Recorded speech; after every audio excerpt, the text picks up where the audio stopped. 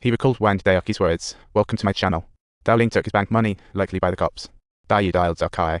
He shared his zombie apocalypse story with Daoqi, saying that now that the money was gone, his subordinates would definitely revolt. He asked Daoqi if he could come along, to which Daoqi replied, "No problem." But the boat had sailed, and returning would double the fare. Daiyu said he had emergency cash, and Daoqi mentioned a savings address casually. He asked Daiyu to deposit the money. While leaving him, she casually put her last savings in, but King Zhou took it right after. After about half a cup of tea's time, Daiyu boarded a small boat, only to discover surprisingly that his subordinates were all on board as well. Daoqi had sent the recent conversation to them. He sent it all to them. The subordinates argued loudly. Daiyu sat down disappointed, thinking, "Is Wang Daoqi playing me? No, there must be some misunderstanding." Until he saw the man's figure again, charging at the door like a... He asked if Daoqi set it up. Daoqi didn't deny, him from a prestigious family. First, he distracted the prosecutor's office. Then he pretended to escape by boat, met her at the bank, left a bag with the camera, and took Daiyu's phone at the dock. He managed to get the bank transfer verification code, wiped out all the money in the card, and then hit it hard, squeezing out the last cash. Poor Daiyu, he didn't even care about Daoqi's deception. All he wanted to ask was, "Have you ever really given me anything? Has anything heartfelt happened? Love?" Of course, there was love like family. Just kidding.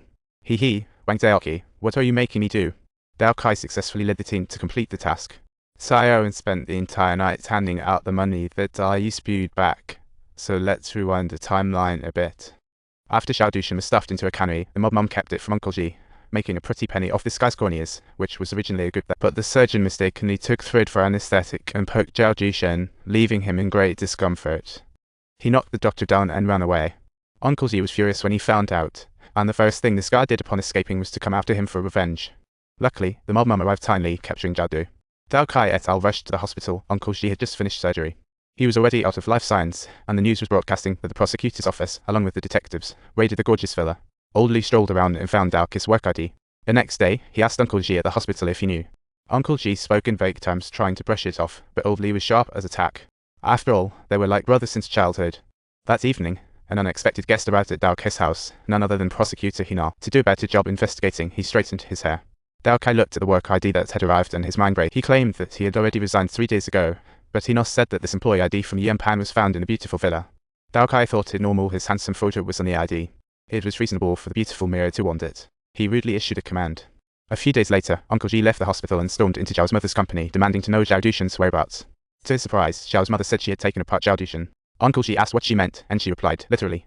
He sold Xiao Dushan's heart, kidneys, and corneas separately for a good price. Anyway, that guy wasn't a good person. Pretending to be good counts as a good deed. Uncle Ji had nothing to say. Meanwhile, on the other side, high school student Yanhao was wielding a crutch, making his way to school. But upon seeing those guys, he decisively chose to skip class. Yanhao went back to the market to have one last look at his mom. Then he planned to commit suicide. Hao's mom, a dragon-toothed person, supported Yanhao by selling a post-divorce. Faced with this cop, he could only respond with cardboard. Seeing his mom like this, Yanhao thought he couldn't just let it end like this. He pulled out his phone and dialed the model taxi hotline. In no time, the good man Wang Daoqi appeared, asking, "Where to now? Revenge?" About 6 months ago, in order for Yanhao to attend a better school, Hao's mom sold their old house and brought him to Seoul.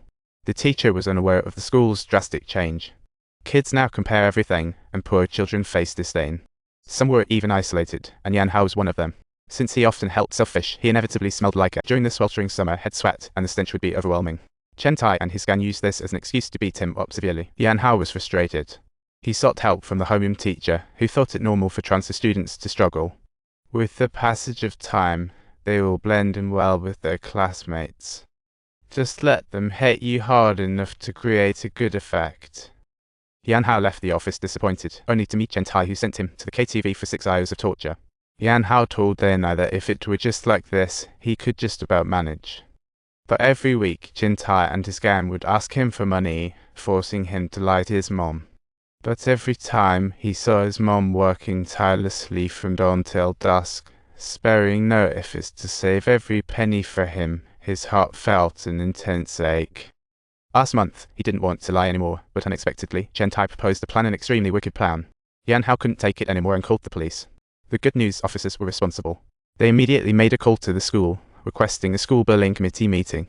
Both sides sat down calmly to have a good discussion about Yanhao's bullying situation.